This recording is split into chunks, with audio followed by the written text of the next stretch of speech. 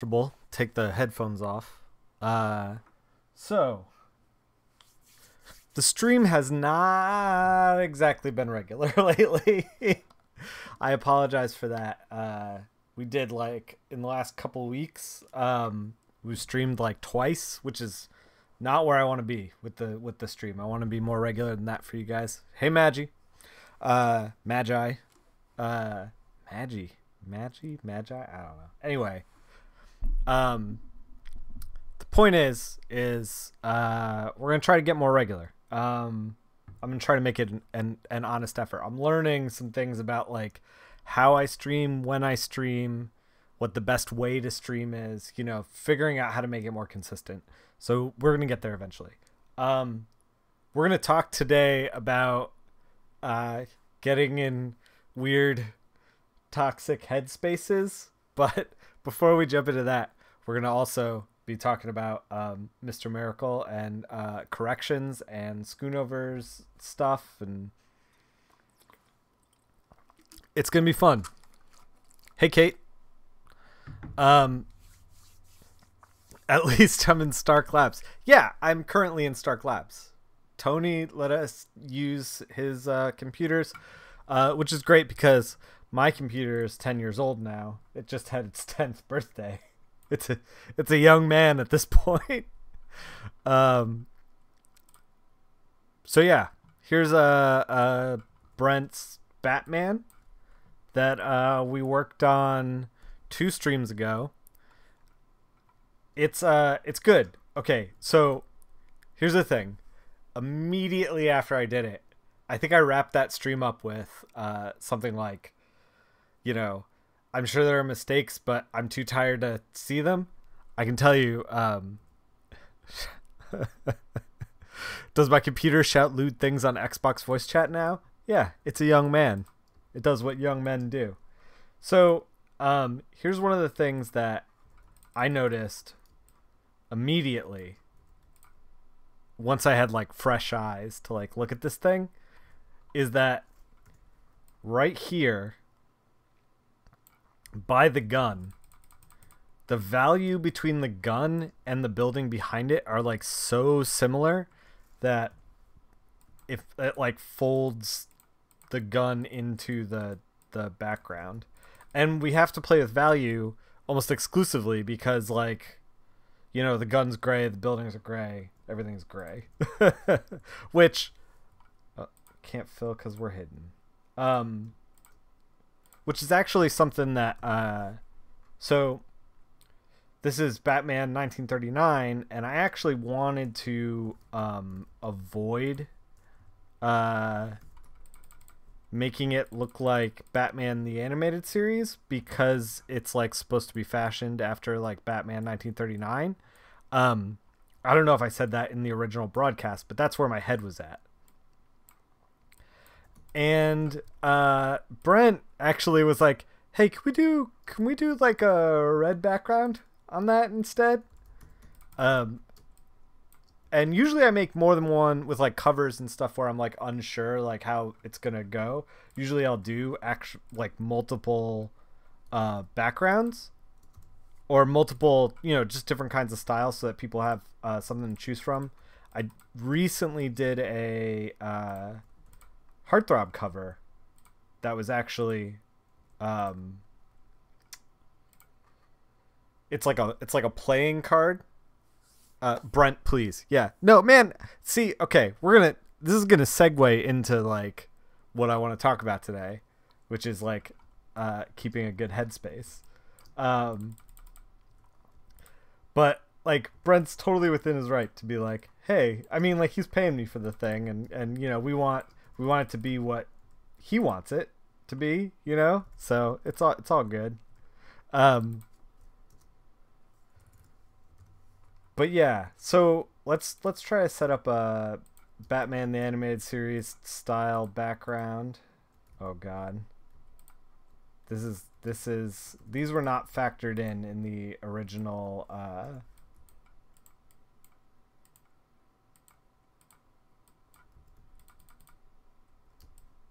like when we were working in the alpha channels. this stuff was not actually factored in, like, because we later like colorized the line art.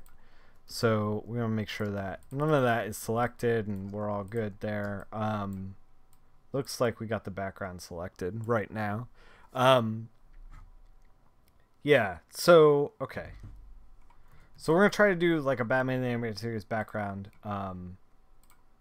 And normally I would just kind of like try to like color shift it, but red is such a weird color in Photoshop that it takes a little bit to work. So I think we may just custom color it again. So Brent had asked for corrections, and that's fine. That's cool. I don't mind at all.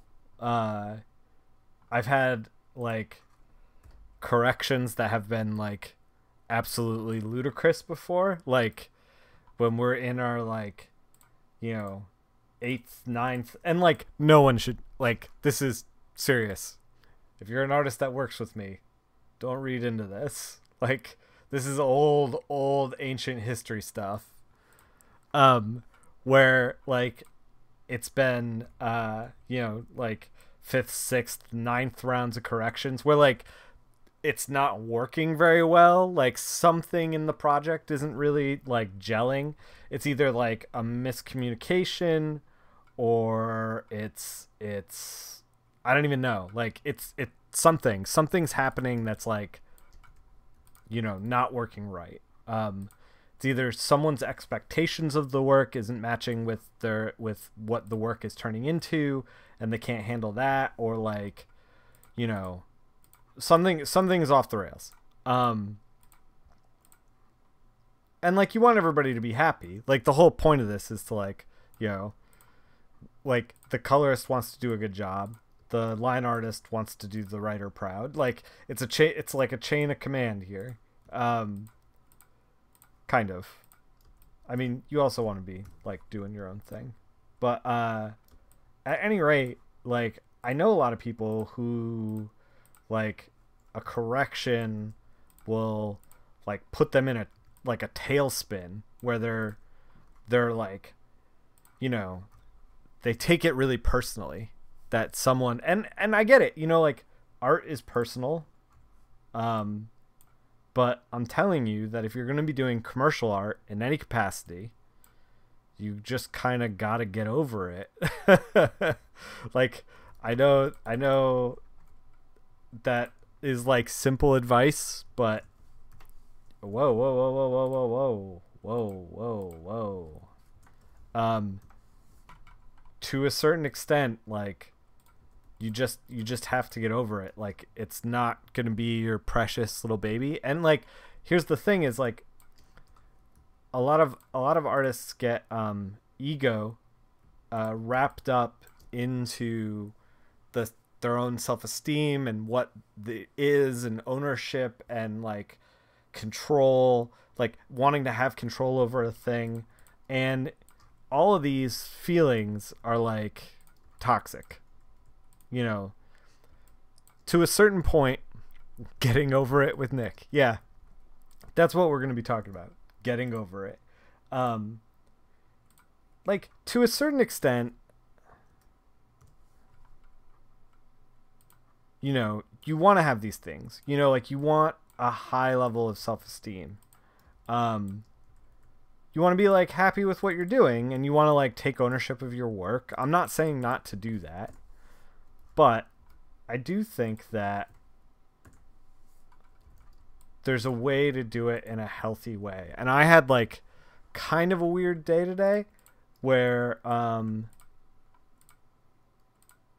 gotta think about this. Should we do a red moon? Maybe we should do a red moon and like darken up the city a little bit. I can't tell. We should definitely not use blue anymore.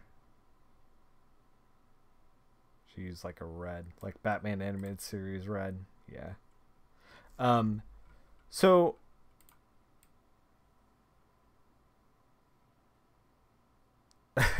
You like that sidebar moment? Nick gets real. Great segment. Yeah, that segment's gonna be this whole thing. But we're gonna get there. We're not yet. First, we have to make executive decisions as far as like how this is gonna look. Because we got to decide if we're gonna do a red moon or not. And I suppose the only way we're gonna decide is if we just like jump in. Maybe we can just grab it. Yeah, we can just grab it. So let's just try it. Are we? Yep, we're underneath. So here's partly why it is rough using red in Photoshop, is because, okay, so now the moon is red. The moon is like totally blended in. You know, like this is not where we want to be even remotely. But like if we lighten it up, we're going to end up with, that is not lightening it up. We're going to end up with like a pink moon unless we go white like we were doing before. So I think maybe we just keep it white.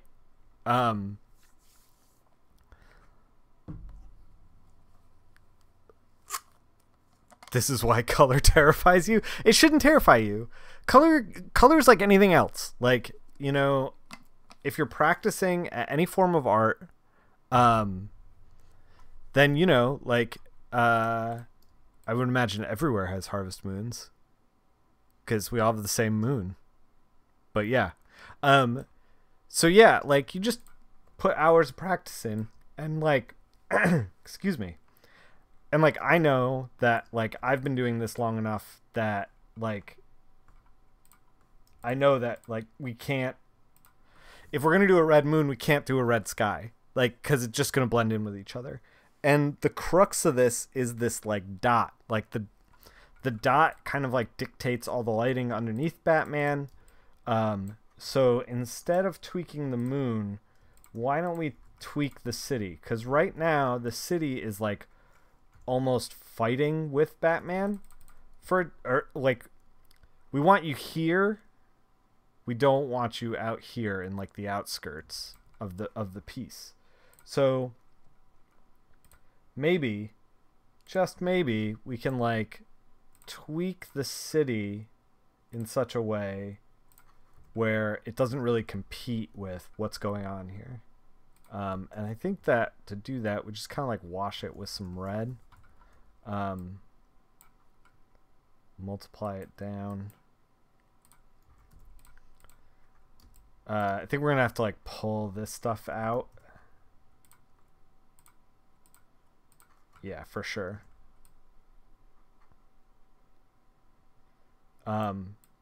So this also like demonstrates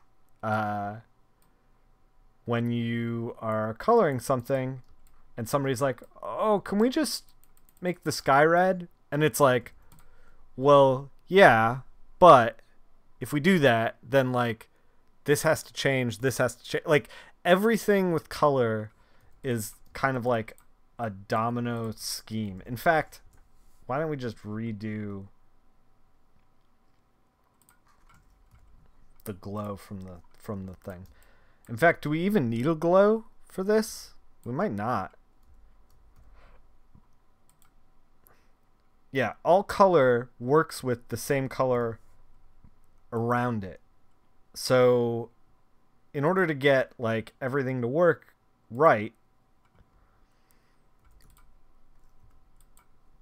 if you change like a giant element, then like you're gonna end up with, you know, like this isn't working. By the way, I don't like that at all.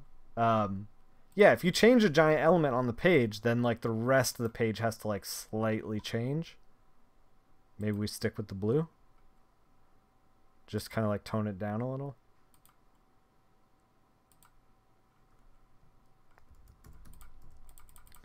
Yeah, maybe we don't do anything at all.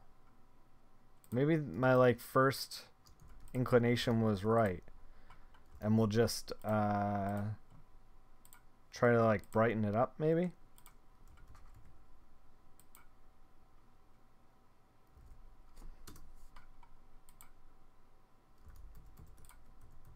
Batman still pops out of there, right? This is me squinting my eyes and pulling my head back, trying to figure out if this is right. It looks right. Let's put so we've run into like the problem where the city's kind of like muddy now, and we want to like pop some of those windows and stuff. So let's just take our good old pen, if Photoshop allows it.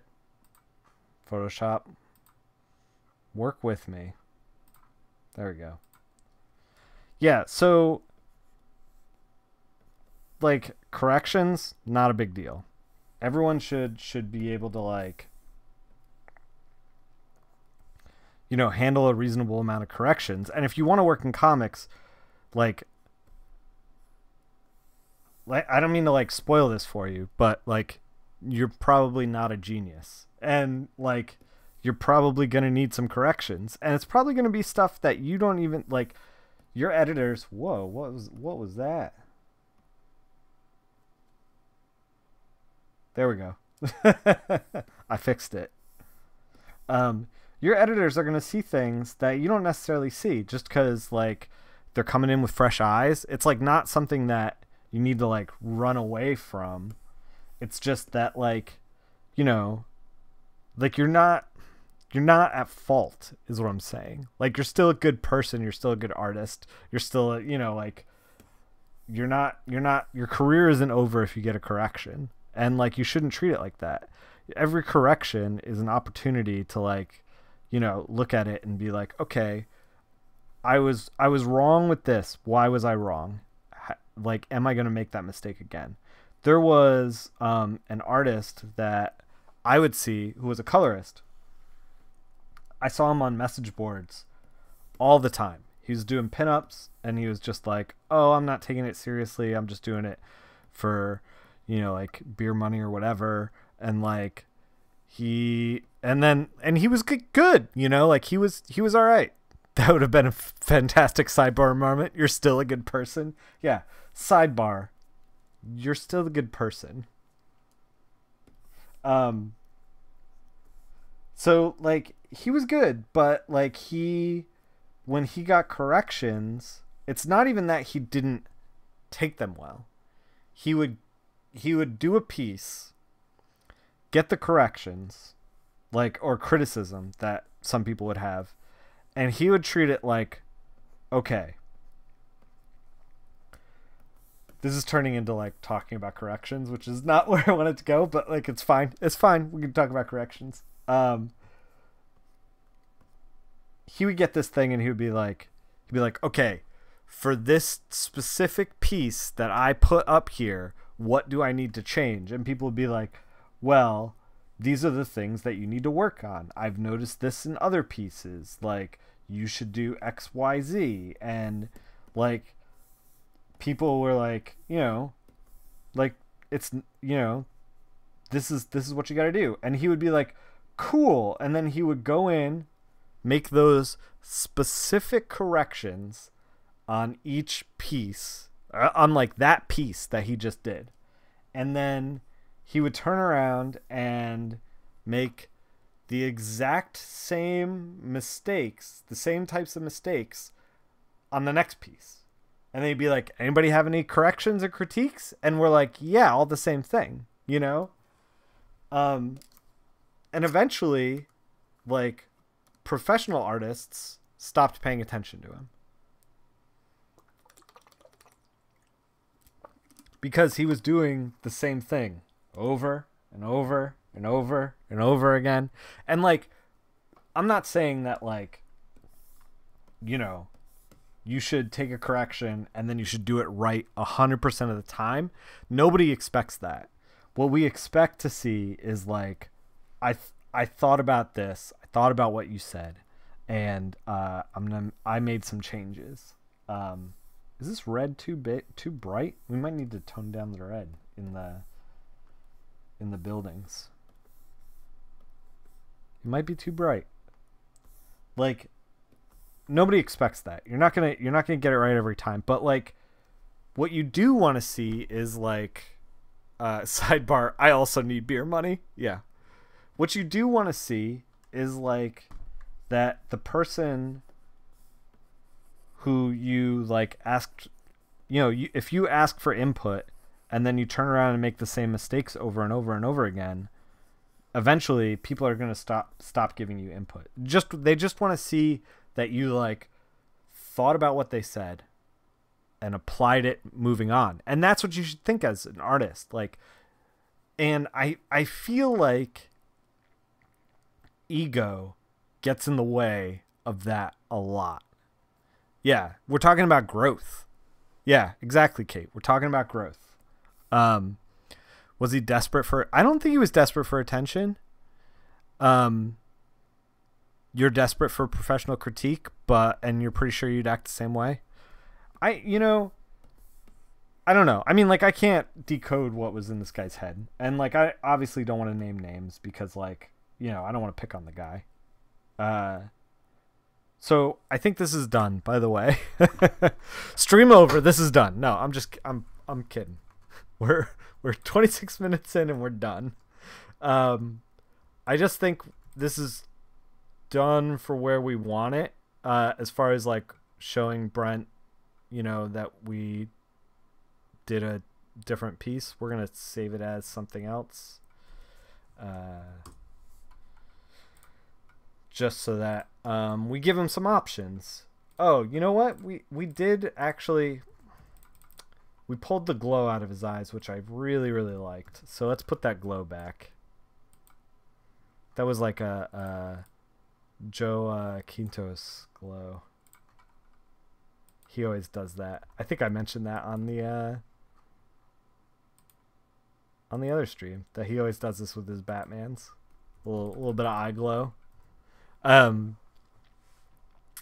Yeah, so art is like Hulk Hogan said, art is personal, so it can be taken as a personal attack. Yeah, so we're gonna get into that. This is I think where we want to be. So we'll save it. We'll move on to Miracle. So okay, we're gonna color this Mr. Miracle, which, by the way, this particular Mr. Miracle, Brent also put the high resolution line art up on his Twitter, which is right below Photoshop, right down here somewhere down here. So like, yeah, if you want to try to tackle this at home, you absolutely can. In fact, maybe we should post the flats eventually. I don't know if we're going to do that right now. Maybe we should save these flats. Before we save these flats as flats, let's fix one thing. So the parademons are kind of like, I thought they had like a tan skin, but they actually look kind of grayish. So let's make that change. And then let's save it. So we can post it up. To kind of help Brent out. All right, so what are we doing with this? I'm not sure it's thick. Okay, yeah, having thick skin is important. And Kate says, I'm not sure if it's thick skin as much as it's maybe having a positive attitude. Like, it's easy to take critique as damnation instead of a coach spotting you and helping you improve. Yeah, so we're going to talk about all that stuff in a second once I wrap my head around this. We're going to... so they're coming out of the boom tube here. And we want these to be like white. And we're gonna all the parademons are gonna be lit from the boom tube, and Scott is gonna be lit. Scott Free, Mr. Miracle here, is gonna be kind of lit from the boom tube, but also kind of lit from space. So so I just grabbed all the space background. We're gonna make that stuff red, because we're gonna take the rest of it and kind of wash it in like a blue. So I'm just taking like a swatch of color. Whoa, that did not do what I wanted it to do. Like, we're working with Scott, right? Yeah, let's work with Scott. All right, All right, now it's gonna do. Guys, I'm a professional. Now it's gonna do what I want it to do. Wash it with blue. Yeah. So like space is dark, right? I mean, I guess it is. We're gonna start from here. We're also going to like try to push these asteroids back a little bit, but I don't know exactly where we're gonna be as far as the background is. So with this yet, so like we're gonna start here, and kind of start putting shadows and stuff in.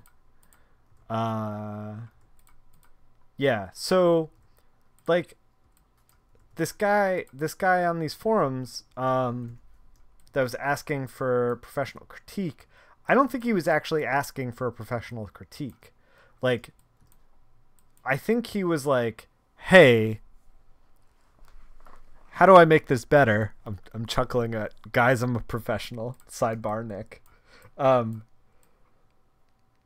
think he was like, you know, going to this board, going to these groups of professionals, going to people who are a little better than he was, and instead of being like, hey, where do I need to improve? Like, tell me.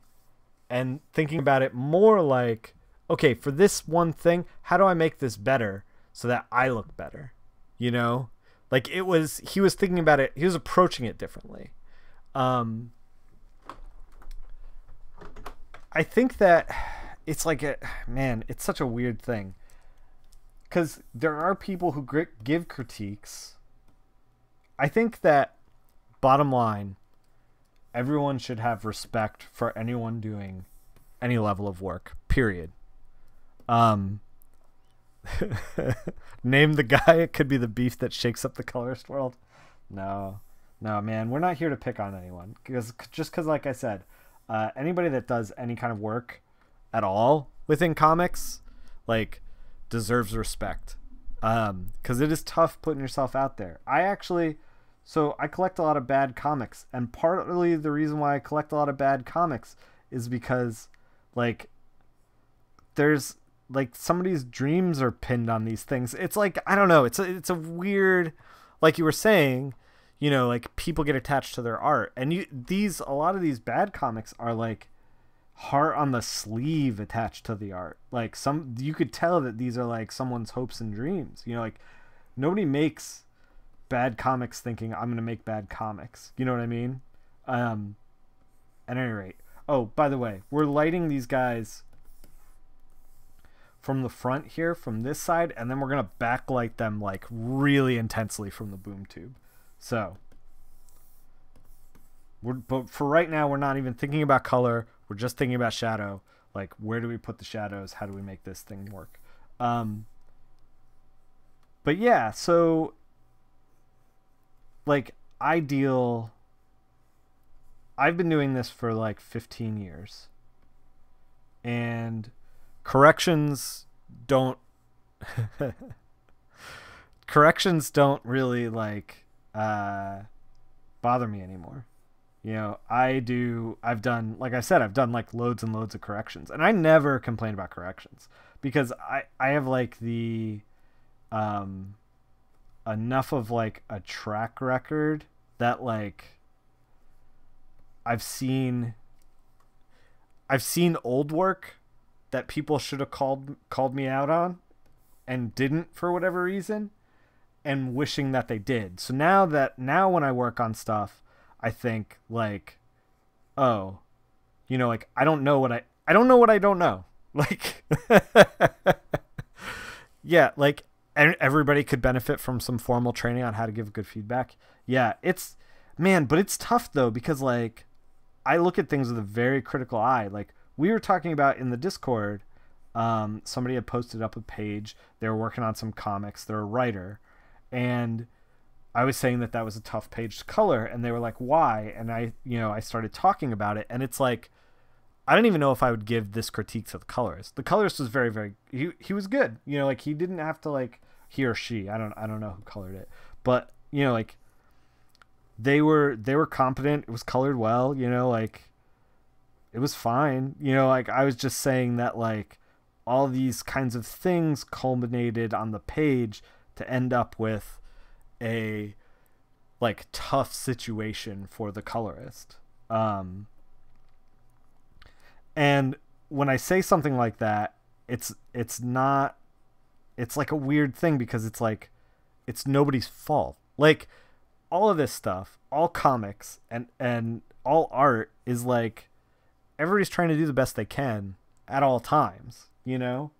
Like the stuff, like I just said, like I don't know the stuff I don't know. And you don't know the stuff you don't know.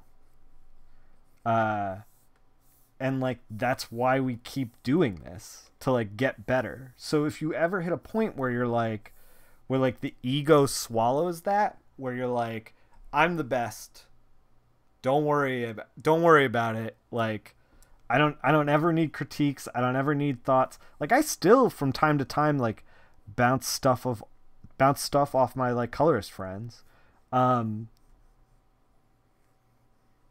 I think that, you know, if you ever get in that headspace, you've lost the game. A, you've lost the game. B, you're going to be frustrated a lot, because let me tell you, life kicks you in the nuts in like the weirdest ways. Life does not care about like what your ego is or like what you think you deserve or whatever.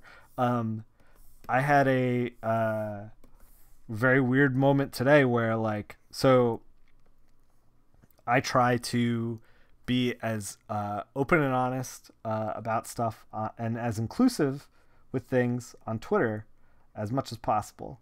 And I saw today that someone that I didn't know, like I clicked a thread and somebody that started the thread had blocked me. And like I've never fought with someone on like Twitter or anything like that. Hold on, I'm catching up on chat.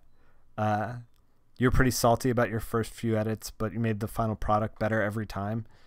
Yeah, I mean, we'll talk about some of the corrects that I've gotten over the years. So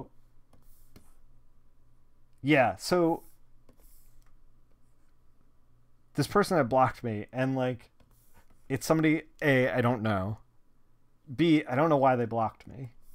You know, like I have made like jokes on Twitter before that like I've been like, maybe I shouldn't make that joke, and then like delete it.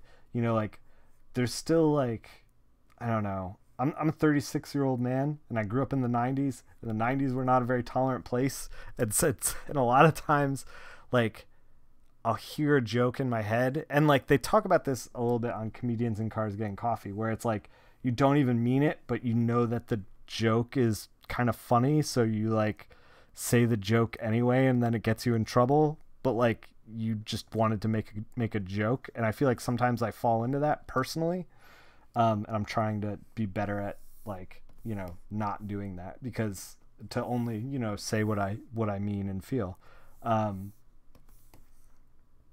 Which I think is, you know, like a good life lesson kind of thing. At any rate, I could see how like maybe somebody saw like a joke that I made and like just blocked me. And like then, and this is the crazy thing. So this person blocked me. I currently am still thinking about it, but I forgot what the person's name was. Like it's so insignificant to like the brain capacity. Like I remember feeling wounded, but all other instances within this thing were like, you know, muddied. And like I think that's just ego. Like how dare they block me? Don't they, look at everything I'm doing for people. But that's the thing, is like no one's going to love your stuff 100% of the time. And I've been doing this for 15 years, and I still occasionally slip into that, where like the ego takes over, like where you're like, I've been working so hard. How could you do this to me, you know? It could be I got up on a block list or a blockchain for who knows what. Yeah, I mean, like that's the thing, is like I don't even blame this person. You know, like when I think about it rationally, when like the rational part of my brain um is like, hey, uh like, you don't know this person, you don't know what they're going through, like, you don't know like why they blocked you, you don't know, like, you don't know anything about this, um but like for a microsecond, like that ego clicked in, and it was like detrimental. And I feel like doing comics in any kind of professional capacity, you need to develop abilities, or like you need to develop like, just, I don't know, the willingness to like keep it in check, because like the second the ego starts running things, the second you're going to have a bad time. It's the second that like, I deserve, and this is for me, and like the thing is that comics are like a freaking blood sport, and like, people go up, people go down, like nobody really deserves anything, and like a lot of times there's no rhyme or reason to like, you can make a good product and just for whatever reason, like it doesn't catch on. Like, it's not your fault. Will, it's not your fault. We're deep into Will Hunting now. But like, like, I've been watching a lot of comedians in cars getting coffee lately. And I feel like comedians and comic book artists run so fiercely parallel, that like, comedians like Jerry Seinfeld, he says he bombs all the time, like he's considered like one of the most successful people out there, but like every once in a while he will bomb, like if the crowd isn't feeling it or whatever. Like, it's not like his fault, or maybe it is his fault, I don't know, whatever. The point is that like the second you start like beating yourself up about these things, like that is not positive, and you want to try to stay positive. Another thing that happened today is like, so people have been doing a colorist jam online. I haven't had any time to like participate in it. Ryan Stegman posted a Spider-Man piece that he did that was really cool, and a lot of people have been turning around some cool Spider-Man art. By the way, if you guys want to get in on that, it's hashtag colorist jam. I'm sure you will find it and see everybody else who's working on it on Twitter. It's really cool. We did a colorist jam here, and like, here's the other thing is like, I don't own colorist jam, and like, people were doing, like, I didn't even make the hashtag. I think the hashtag was around like a little bit before we did it on stream, with the Thanos. But like, somebody wrote an article about how like Ryan Stegman had put this thing together, and then like Marissa was like, well, actually, it was me and Nickfil on his channel, and Rico kind of facilitated it. And like, I had gotten the idea from Marissa's. She does this thing where it's like a page that is like a bunch of different colorists like do the same page, and she shows it all the time. She's been wanting to make a Tumblr for it, but it's like, I didn't even consider it like, it's like a hashtag. Like, I don't own that, like that's not mine. And like, I just want people to mess around with it and be happy. And like, so it didn't even occur to me that like, I should be getting credit for that. No, it's like, whatever. I don't know. I don't really, and this is the other thing is too, is like, I don't even really care about that. But like, when Marissa stuck up for me, it like planted the seed of like, someone is stealing from me, like like that ego like takes over in like a really toxic way. Oh, Barry Colors just posted his Spider-Man colorist jam. Once we confirm that it is safe to show on stream. Yeah, so here's at Barry Colors is Spider-Man for the Colors Jam. This was the stuff that was floating around. If you're on Twitter and this popped up in your feed, this was like, or something similar. Oh, I got you, man. I got you. I'll post the link. This is what was going on. But so it was like, I don't know, like I had a weird day of like ego that was like not constructive. And then I was thinking, you know, like, oh God, you know, like Brent posted, there's like a lot of really talented colorists out there, and Brent posted this piece that we're currently working on, the high resolution. And then I saw that, like, and he tagged it Colorist Jam. And then I was like, oh God, like Brent's gonna like, you know, go like with another colorist or whatever. But like, I don't own Brent. He can go with whatever colorist he wants. Like it's just such a weird, I don't know. And then I was like, none of these thoughts are like productive, you know, like just because somebody does a colorist jam that he likes on some of his stuff does not mean that he's going to be like, well, burn the bridge of Nick Filardi. Like none of this stuff like actually makes sense. And this is the thing. This is one of the things that has served me well through all these years, is that like, if you feel like you have these thoughts while you're making art, like I deserve, or I should get, or, you know, like whatever, they're taking this from me, you know, like all of those kinds of ideas are never constructive. They are not constructive, and they're only going to bring you down. And I don't mean to make the stream kind of a downer.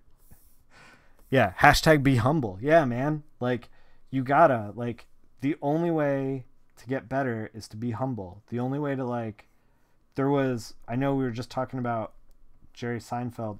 He made this, whether you like or don't like Jerry Seinfeld, he made this documentary. Well, that's true. Whether you like him or not, he made a documentary. He made this documentary called The Comedian, where it showed like Jerry getting ready for shows and an upcoming comedian getting ready for shows, and the up and coming comedian was like, oh my God, I'm doing this thing. I can't wait to be famous. I'm going to be great. This is all about me. I want to like tell people, but I don't want to, but I'm worried that I'm going to be perceived as bragging or whatever. So they were like, and then you watch Jerry prepare for a show, and he's like mentally going over his set, and he's like prepping, you know, like, and he's the more successful out of the two. And I think that there's a glimmer of truth in that with comics too.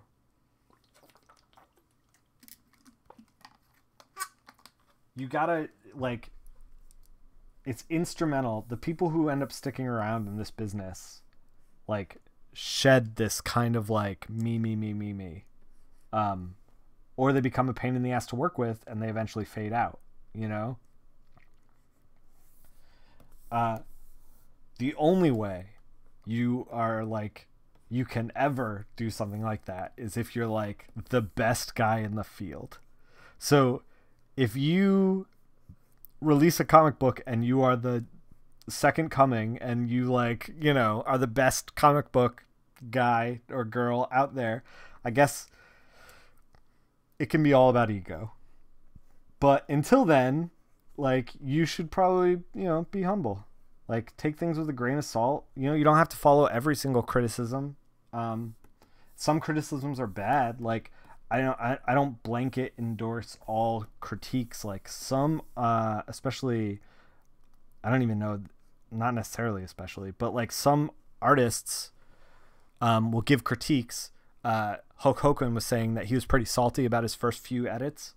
Some people give critiques in like really bad ways that are like they're out to hurt you, and that's not on you.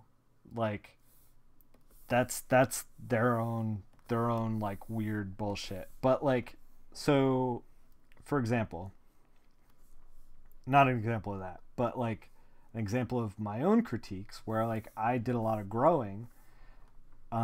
When I first started in Powers, I was like really out of my element, like very, very new, with comics in general. And like, I just, like it wasn't even that I wasn't ready. It was just like, part of it was very overwhelming for me to like work on Powers. I'd done like some indie stuff. And so like, I wasn't really doing my best work anyway.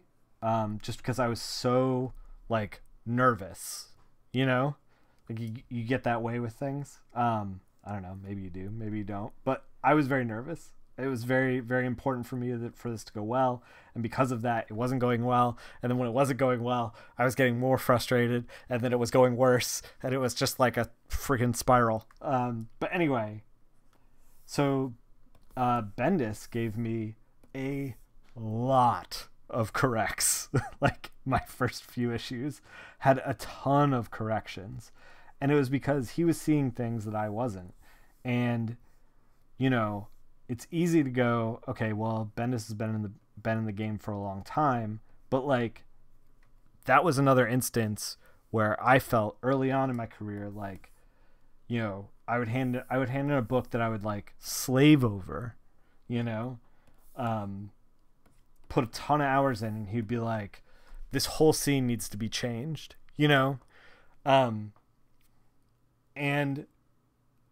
there would be like a moment where I'd be like, fuck this guy, whole scene needs to be does it really? Like, we're doing comics, it's not rocket science, blah blah blah. But like, I would swallow that down, be like, maybe he sees something I don't, and do it up. And I tell you, like, being on the other side of it, that like I grew so much more in those like moments where with those corrections from Bendis, like the artist that I was on the first issue of Powers versus the artist I was on the sixth issue of Powers, night and day, and that sometimes those growing pains, like, you got to swallow the ego and be like, okay, like, how are we doing this? Like, let's buckle down and get to work. I don't know, man. It's crazy to think about. That was so long ago. That was like 4 apartments ago. But yeah, I also, like, I wanted to say that, this stuff still happens from time to time with me. And it's important to remember, like, the ways that I deal with it is to like put things in perspective, like, there's a lot of new up and coming talent that's like really good out there right now for colorists. And sometimes I get worried about like, am I being undercut in some capacity? Like, is like Marvel going to like not hire me as much because like I cost a lot and they can charge very little for these new colorists, take advantage of them? And then I get worried about that, and it's like ego bullshit. And it's like, well, like, let's think about this. Like, I have a long relationship with Marvel, and like, that counts for something. And then also like, you got to like step up and make it undeniable. Like, instead of like worrying about them hiring somebody else who's doing the same thing as me, why don't I innovate my own thing and then be hired? Isn't that what happened to Jerry Ordway, kind of? I don't know who that is. I don't know what happened with him. But it's like, what's the negative route is to like try to sabotage all these kids coming up, which is not something I want to do. The positive route is to like be like, yeah, these kids are really good. They're kicking my ass to step up my game. We gotta try new things so that like the experiences that I've had weigh me as a better colorist. Um,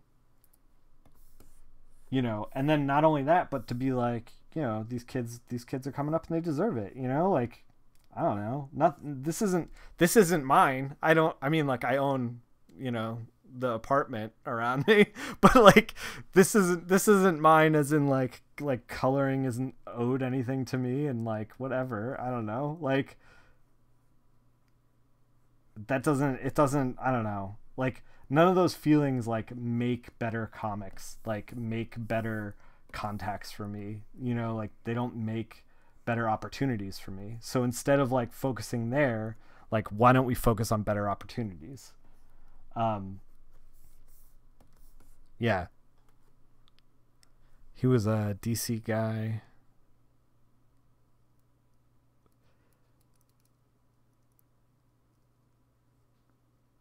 You haven't seen new work from Jerry Ordway in years. Yeah, I don't know what's going on with that. Yeah, I'm just borrowing Tony Stark's desk tonight. Yeah. uh, but yeah, I don't know. So I had like a weird day of like keeping my ego in check in like a weird way, which is uh, not common for me anymore, but still happens from time to time. And so what I'm saying is like, also, if it's happening to you, like, in addition to like, you know, put things in perspective, take a breath, that like, I want you to know that like these feelings are normal. Like, David Asia, or Aja, or however you say his name, who I consider like a master of the craft, posted that he felt like his work was terrible, and he was like, I don't know, you know, like, I don't know if he wasn't saying like, I don't know if I have worth, but he was just like, how do you deal with like this fucking bullshit, you know, like, and hearing him from the outside saying these things, it's like, oh dude, I feel like that from time to time. Like, I feel like I'm not gaining any traction, or like, you know, like, I feel like, you know, we, like, for whatever reason things aren't working, or, you know, you have bad days or whatever. Yeah, so it's like, I don't know, if you're feeling like that, it's totally normal. Take those feelings, push them way, way down, and let them explode later, is what I'm saying. When you're at a Comic-Con and you've had some drinks, and then you start yelling to the whole room, and then you knock out Stan Lee accidentally because he was a bitch, then like, you know, it's fine. And then you just pay the cover up money, and then like you move on. And that's how you deal with it. Conceal, don't feel. Right. No, bad advice. Yeah. For the record, Stanley, not a bitch. Taking notes. We've all been there.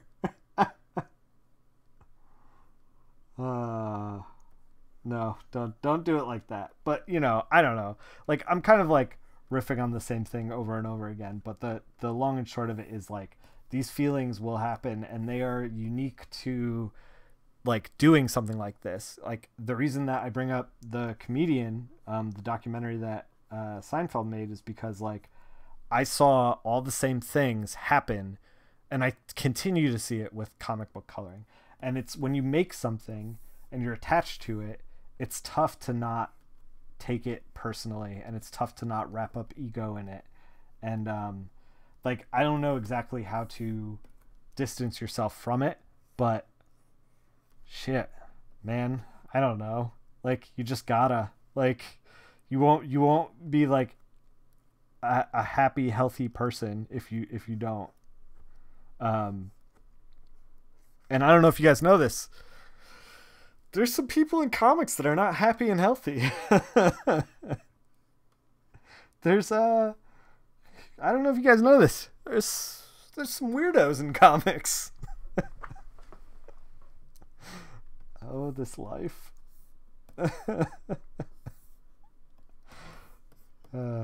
I enjoyed that statement maybe a little bit too much. Oh man. McComicker, that that thing. I only know one thing. Stanley is a bitch. That was flagged by AutoMod, and it was like, I'm not sure if this is okay. And I thought that was just like a really good way to round out that statement. I don't know if this is okay. I only know one thing. Stanley is a bitch. Imposter syndrome is the opposite end of the spectrum. I don't know what imposter syndrome is, but it sounds like you're a master of disguise, and chronically. But yeah, man, I don't know, comics.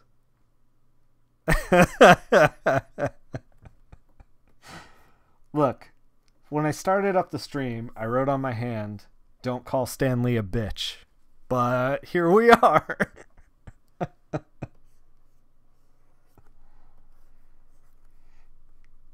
No, he's not. We should stop repeating that.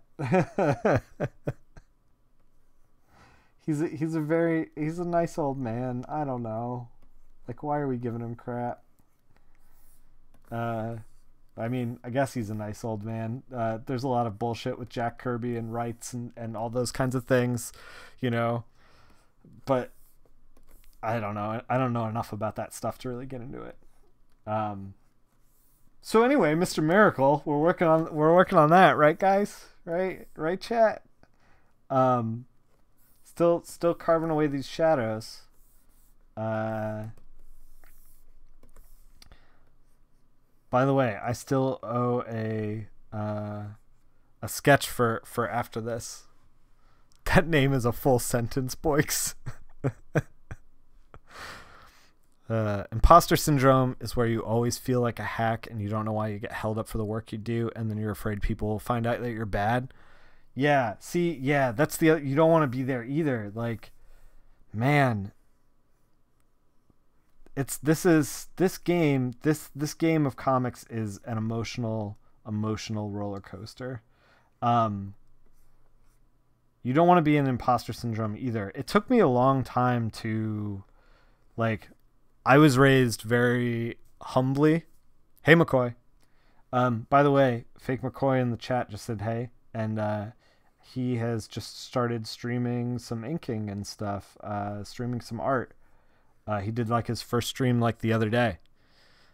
But like, you know, you should also like let your accolades like speak for you. It took me a long time. I was raised very, very like humbly for some reason. Like, it wasn't even that like my parents were like, you have to be humble, but for whatever reason, like my brother, sister, and I all were like came away with this idea of like, well, the work will speak for itself, and like, you know, whatever. And so for a long time, I didn't even know like how to self-promote. Like, yeah, no problem, Ziggy.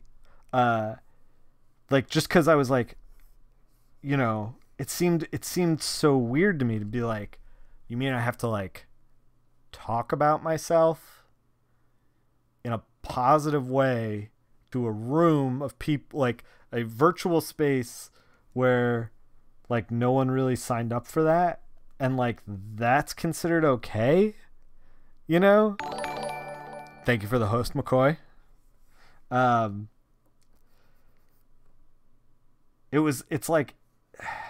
It's a weird thing, you know? And it took me a long time to like wrap my head around it, to be like, no, you know, like I do some good work, and like, you know, people want to hear about it, you know, like that's why they follow me on Twitter. I'm going to start doing that. Robert Wilson IV, my heartthrob partner on art duties for that book. He was actually talking about how he was like, someone was giving him crap or something about how he retweets himself. And he's like, look, man, like not everyone sees everything like the first time around. He didn't say look, man, because he's a very polite guy. But he's like, not everyone sees everything the first time around. And he's like, also, I get like 30% more interactions when I retweet something of myself. it costs me nothing. You know, like, I'm sorry you had to see it in your feed twice, but like, why wouldn't I do this? You know, like, I'm proud of this. I made this. I don't know. It's such like a weird thing. Self-promotion. A buddy of mine said that his friends, he's like breaking into comics, and like his friends would give him shit for like promoting, like when his comics were out and stuff like that. And I'm like, nah, man, fuck that. I was like, you have to put your best foot forward, you know? Like, if you're not excited about the comic that you've made, then I'm never going to be excited about the comic you made, you know? Like, I want you out there screaming it from the rooftops. And he was like, yeah. So, by the way, if you are making comics, you should pop on into the Discord and let me know that you're making comics. We talk about comics basically all day. Today we were talking about ridiculous female proportions in comics and when it's right and when it's wrong, and all kinds of stuff today. And we're doing a sketchbook challenge, which I still owe a sketch for. Yesterday I did a sketch of the Hulk and I got like 90% through it, and I realized it looked like he was anger pooping. So there's that. There's that content up there. You finished your first cover and laid out your second issue today. Kate just put the Discord link in the chat, by the way, if anyone wants to join. Yeah, if you want to see the Hulk anger poop, go for it. That's awesome that you finished your first cover and you laid out your second issue. That's great. Did you finish the whole first issue? Or did you just do the cover?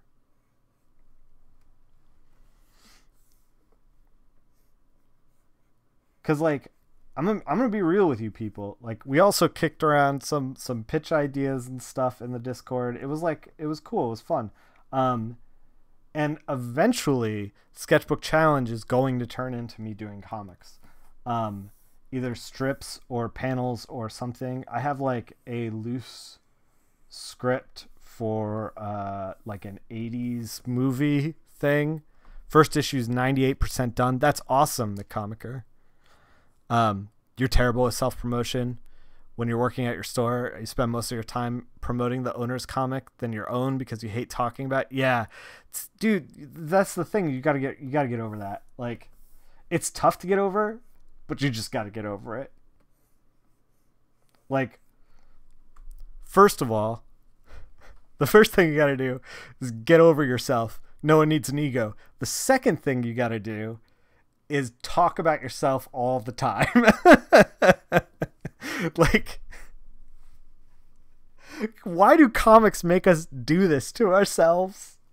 I'm laughing, but I'm also crying. Man, we should do a stream discussion about how to improve that stuff. Yeah. You hate self-promotion too? Yeah, it's, man. Yeah, I've been like hanging out in smaller comic streams lately on Twitch, and I've noticed there's like some comic book people who are like,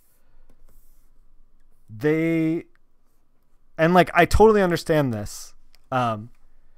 They will not really know how to promote themselves, like, and make comics effectively. Like, and I totally get this, you know, like, breaking into comics, trying to figure out the art game, all that stuff, like, takes time and it takes focus. And I don't know that you can necessarily do both jobs where you are like, I'm going to be constantly promoting myself and also simultaneously like trying to figure this out.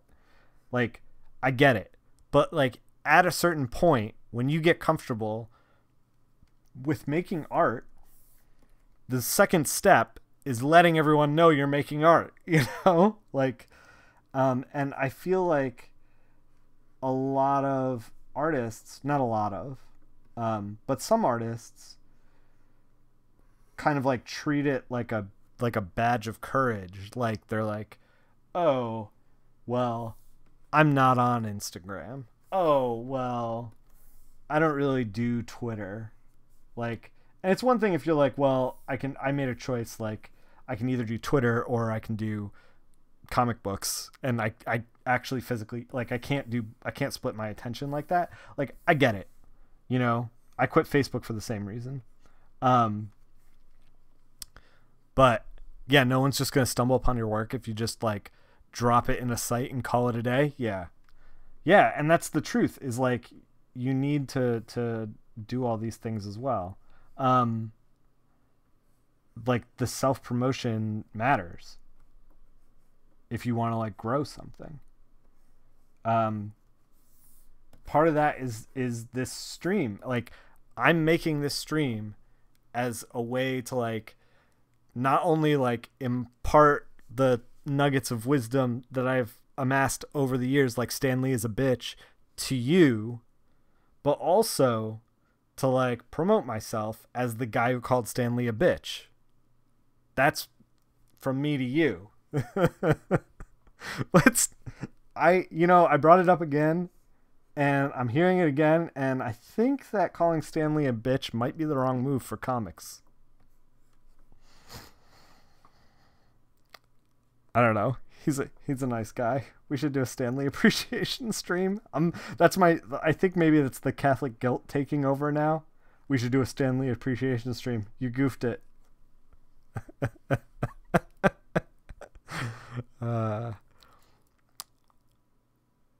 You got to tell people who'd be most interested in it that it exists. Yeah, I think part of the problem, like we talked about tastemakers. Let's figure this cape out.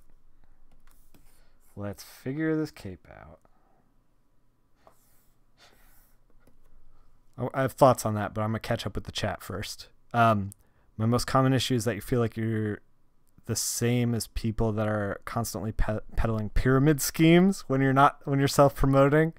And they are not the same. No, they are not the same. I've never seen somebody promote a comic and be like, this is a pyramid scheme.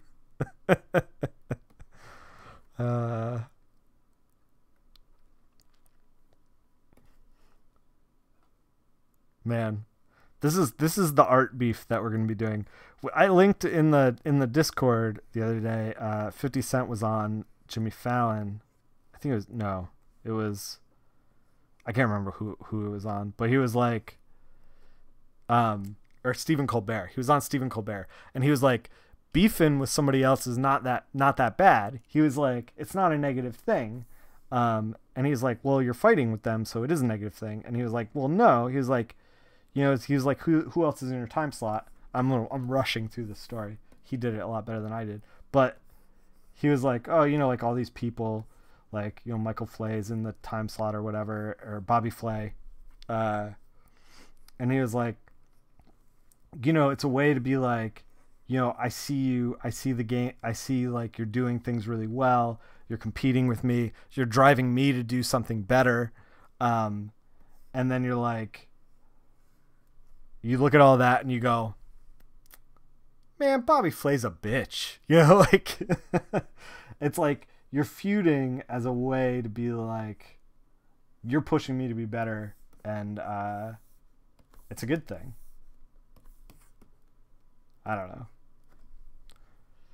I don't know if that's necessarily a good thing, but yeah.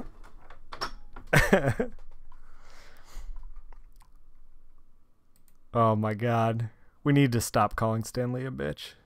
We're going to stop right now. Self-promotion is all about finding the right moments. Yeah, no, a little bit. You just get 3 of your friends to read your book. Then they get 3 of their friends. Yeah, now you're talking pyramid schemes. Although, man, if any industry was like ready for a pyramid scheme, comics would be it. So I just took a dark color, set it to multiply on the selection. We cut out all of the lighter parts of this. These aren't the final colors that we're going to keep on this. And I actually kind of want to preserve what we got going on. So let's put this stuff down, and then let's try to select all the light parts without the black channel exposed. Sorry guys, we're gonna have to take a break from trying to start wars with the rest of comic book coloring to actually just start doing some comic book coloring. Give me a second here. I think this is everything. This is everything.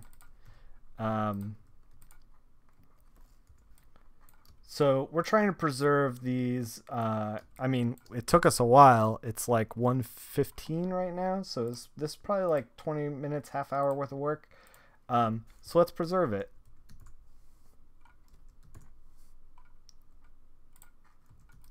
So here is like essentially all the lights and shadows that we did. We dropped them into an alpha channel. So let's figure it out. All right, let's grab everything in the alpha channel. Let's wash the lights with like a light blue.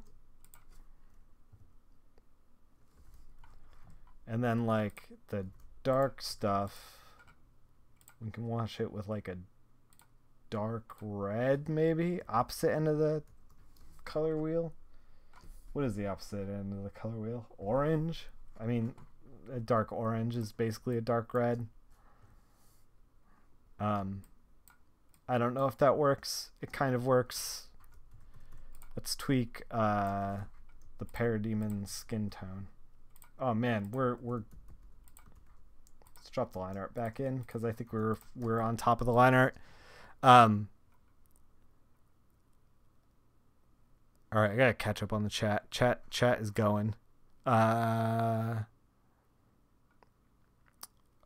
Alley at a con is a good way to throw yourself into the fire with some of your work too. Yeah, for sure. Although I always am a big, I think a big deal is like, with Comic Cons, you want to start small. Like a lot of people think, oh, I'll just go to San Diego. Like San Diego's the biggest one. Like we'll just do that. Because that way I'll reach the most people. But the thing is, you will reach more people and have fewer amount of like quality time because everybody else is also so scattered. You end up with like not really having any good moments and coming away with a very expensive con that was like not as fruitful as it could have been. I think smaller cons are where it's at because of that. Yeah, and you can get over some fears opening yourself up to people in person with a con pretty easily. Yeah.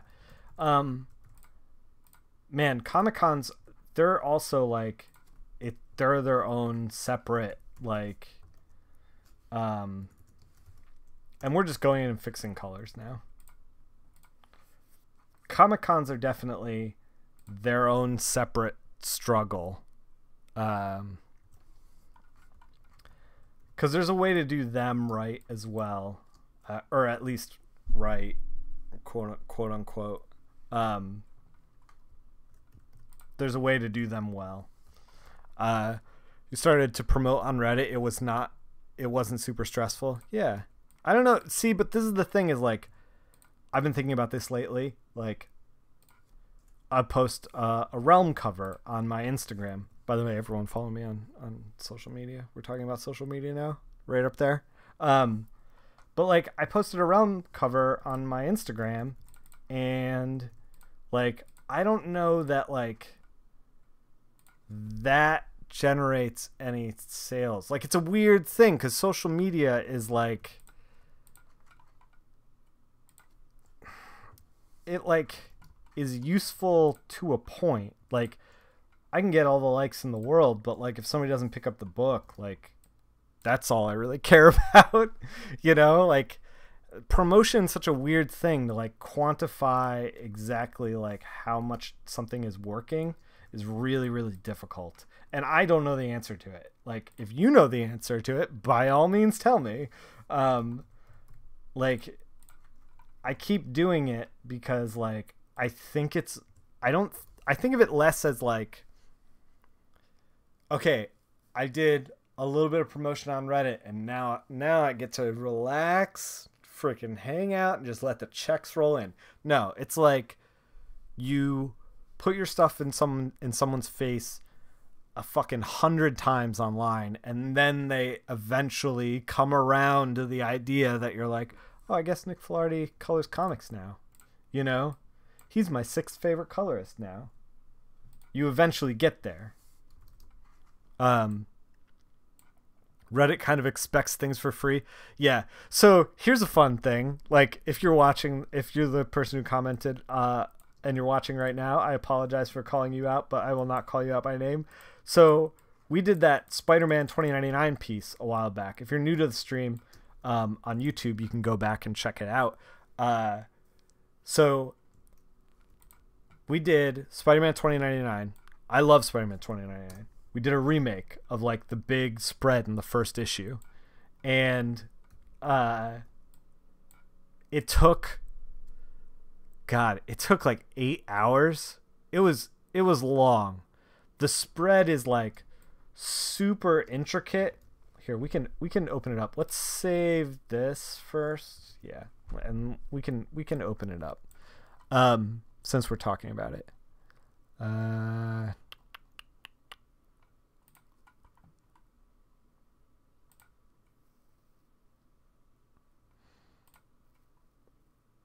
Hopefully the computer doesn't crash. We'll see how it goes. But so okay, so this is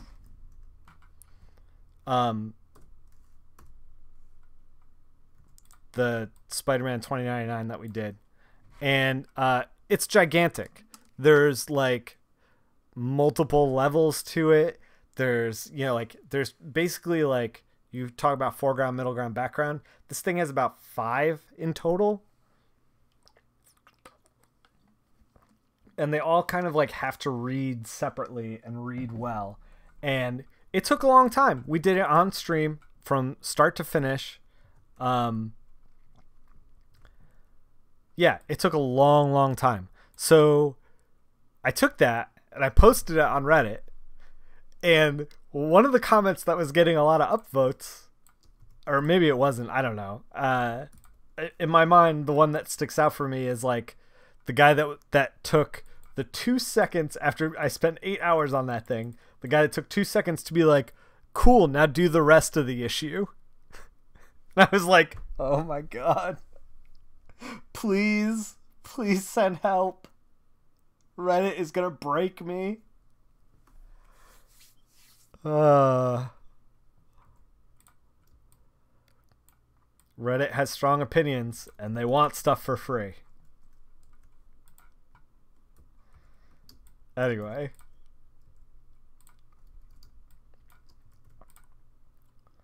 Does anyone actually know? Are parademons like gray? I think they're gray. Gray makes sense to me.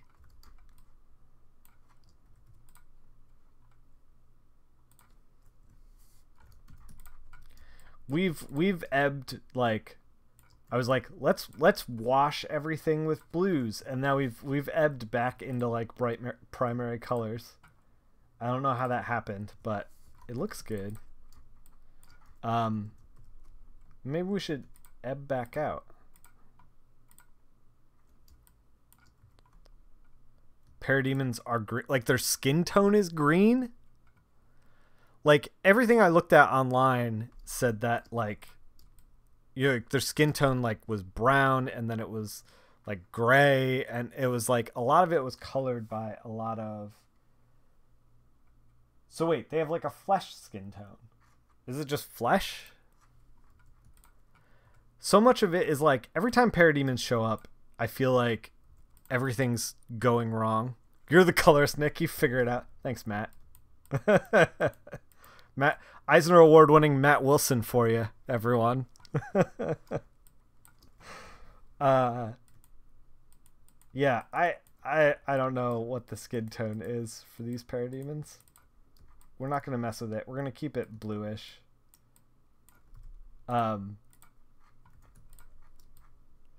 Eisner for best jerk.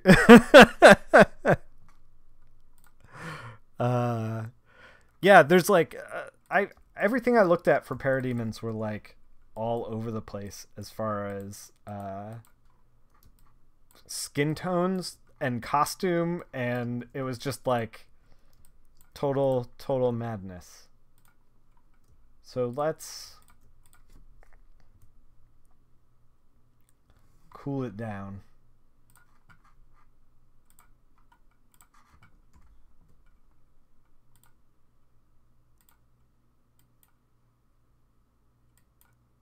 With some color balance, maybe?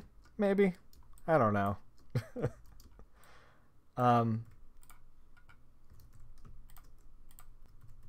Because we do want to create some, like, cool mood going on.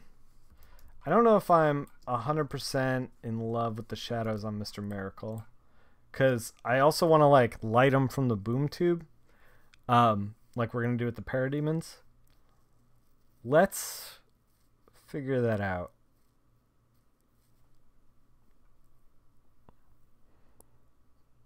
They're goons. They can be different colors. Yeah. Yeah. I don't know. Yeah. Something's green. They wear green. Something's green. As long as we can... Listen, here's the thing. As long as we can trick Brent Schoonover into accepting this, then it won't matter what color they are. They're the color... The color they are is the color that we've convinced Brent Schoonover that they are. There's a pro tip. It doesn't have to be right. You just gotta skate it through. Guys, don't follow any of my advice. All of it will hurt you. All right, let's put this little shine from the boom tubes in.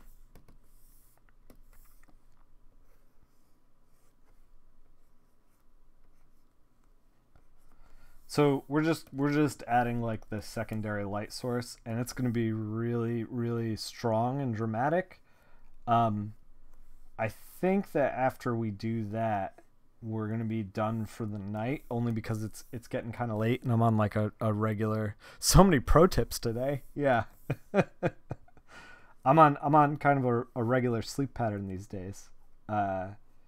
Which we were talking about, you know, like trying to keep ego out of things and having good mental health while working in comics.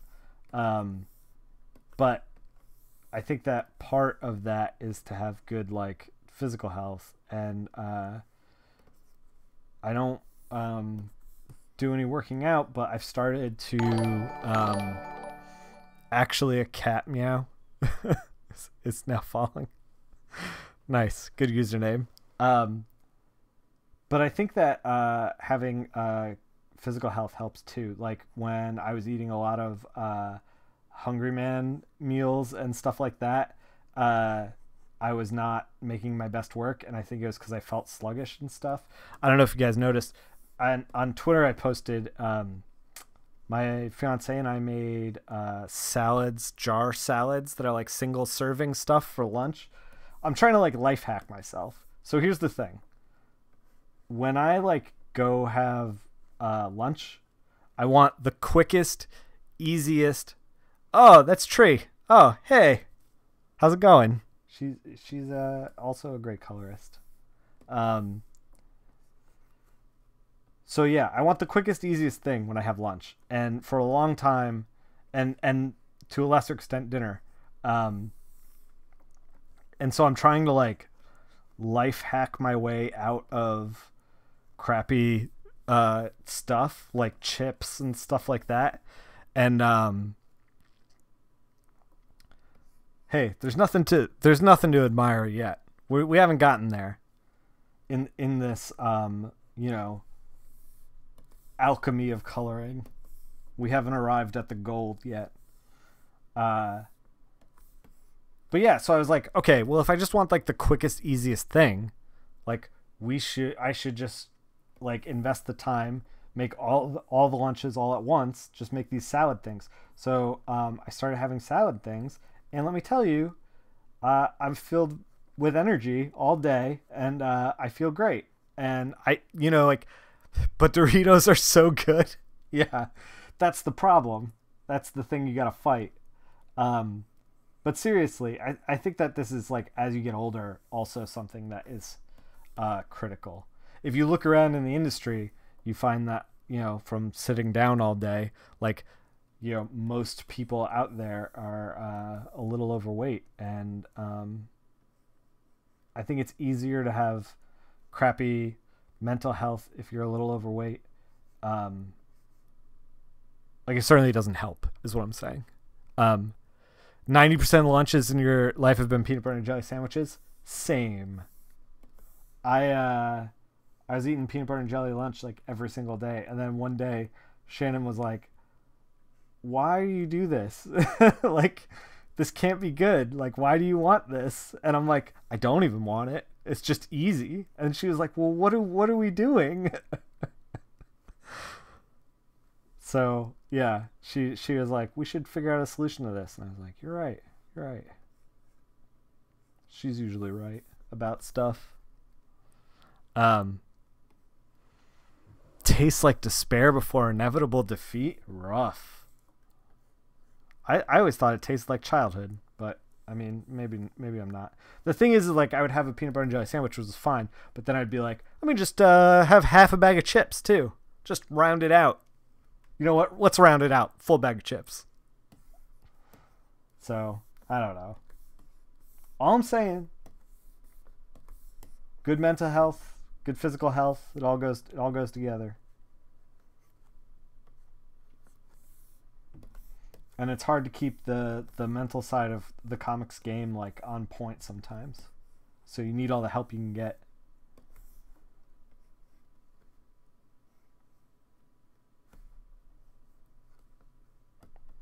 I have a feeling, by the way, since like this is getting so late, that this guy's going to be a two-parter. Batman wasn't, because he was like a little easier. There were like less elements. It was just like Batman and the moon, You can't leave a bag of chips half eaten, right? Had a convo with an artist at Thought Bubble who used to hallucinate because he worked so much. Oh my God, that sounds terrible. Yeah, don't be that guy. Yeah, I'm a big advocate of free time is important and you need that to cool down. Like, I read an article, I think I've said this before on stream. I read an article where Chip Zdarsky, in one of his few moments that wasn't him joking around about something, he had like a moment of clarity in this otherwise like jokey article where he was like, "Oh, I take Saturday off no matter what. I don't do any work on Saturday. That is my day. Done. Like, if things, I don't put a half day in, I don't bill for stuff, I don't like send emails. I'm just like, anything can wait until Sunday." And I started thinking about that, and I was like, man, yeah, I should try that. And the second I did, I was like a better human being.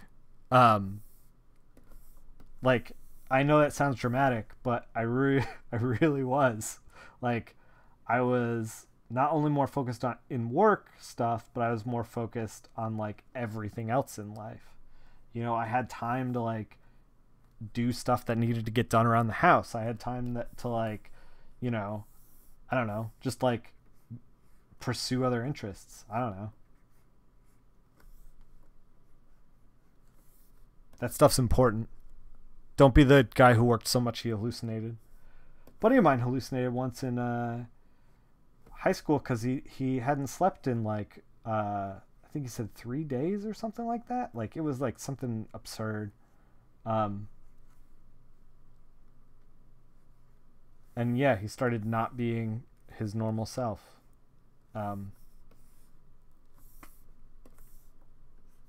Yeah, working is important. Not working yourself to death is equally important. A colorist once told me, and I'm not going to out him, but he once told me that he takes like I think he said 30-minute to an hour naps in front of the computer and then wakes up and feels refreshed and gets back to work. And I'm like, dude, no. That sounds awful. That's no way to live.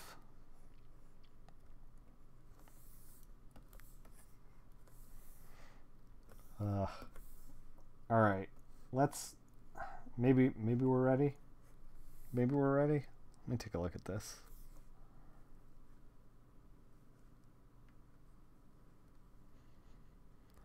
Like fully sitting. I mean, I assume hunched over. I assumed. That's atrocious. Yeah, I know. Ew. Yeah, the chat is slowly reacting, wrapping their minds around the corporate slavery. Yeah, I was like, yeah, I told him, I was like, dude, don't do that anymore.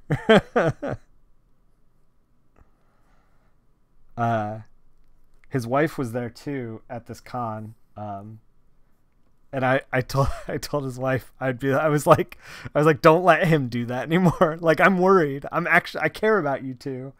And, I'm a little bit worried. I don't know.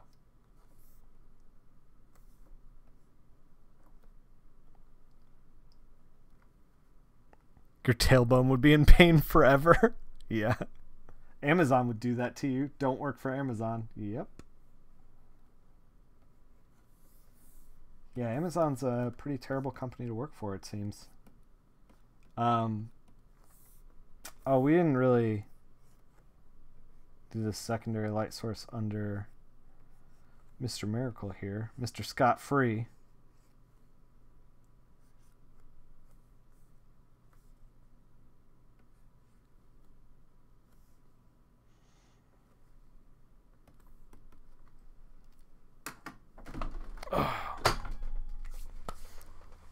You have a couch that's alluring and too comfortable in your office?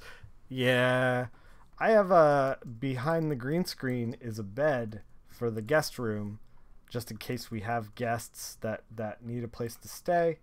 And I actually don't keep like pillows and stuff on that for just specifically that reason. I was like, a lot of my life, this is coming out on stream. So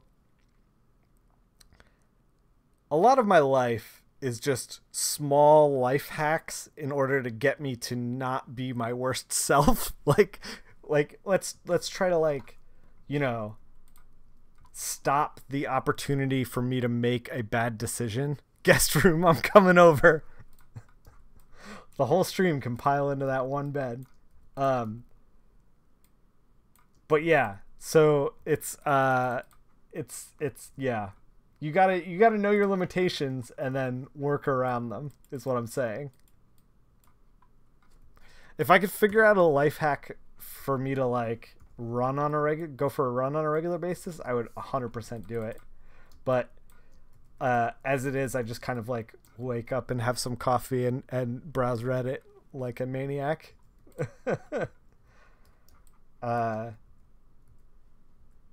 All right. I think this is good for now. We're gonna kind of like leave it here.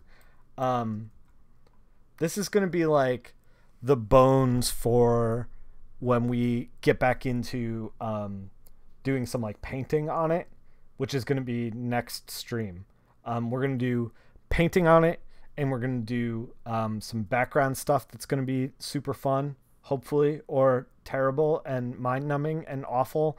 But either way, you will either come away with some tips or come away with me working myself to death on this background. Which will be entertaining.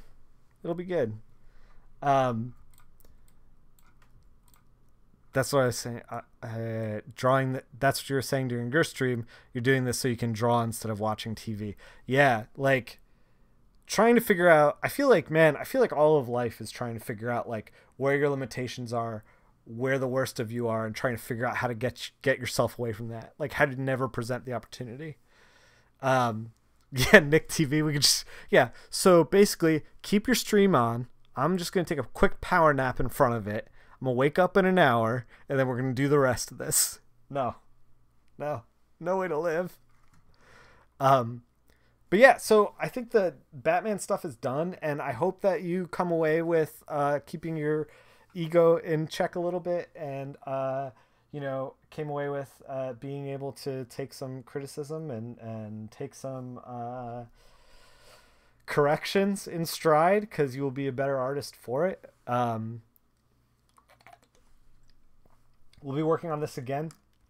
The stream will be regular again. I paced out. I was still recovering from holiday bullshit, essentially. Holiday stuff was just taking forever. And now we are through the other side. And we're going to be regular again. I'm on a regular schedule again. You're going to see me. We're going to start doing weekend games again. Drop Mix is calling my name. I want to play that with you guys online. I'm very excited about that. We're probably going to do that this weekend. But tomorrow, we are going to finish this up. So, come by for that. I don't know if it's going to be a morning stream or an evening stream, but whatever it is, if you follow me here, then you'll get alerts for it in your email. If you follow me on Twitter, I always tweet when I'm live. And of course, there's the Discord. Everything about that is in the Twitch profile, so you can check that out if you want to. But until then, I don't know, be a tastemaker. We were going to talk about that. I forgot about that. I forgot about talking about being a tastemaker.